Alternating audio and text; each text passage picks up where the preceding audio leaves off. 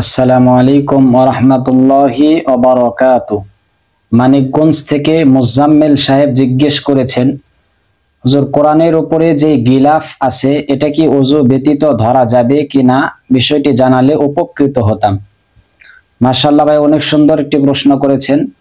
ভাইয়ের প্রশ্নের উত্তর হলো হামিদাও ওয়া মুসাল্লিয়াও ওয়া মুসাল্লিমা আম্মা বাদ। এই ক্ষেত্রে মনে রাখতে হবে কোরআনের উপরে যে গিলাফ থাকে এটা সাধারণত দুই ধরনের হয়ে থাকে।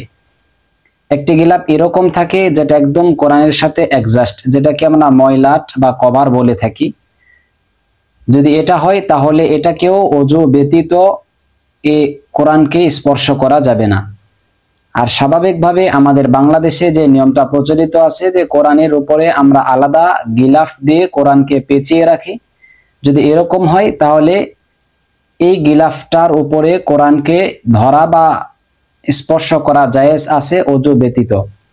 আশা করি ভাইয়ের প্রশ্নের উত্তর আপনি বুঝতে পেরেছেন। এই মাসআলাটিকে বিস্তারিতভাবে উল্লেখ করা হয়েছে তাফসিরে মারিফুল কোরআনের মধ্যে এবং তাফসিরে মাযহারিতে। আসসালামু আলাইকুম ওয়া রাহমাতুল্লাহি ওয়া বারাকাতুহু।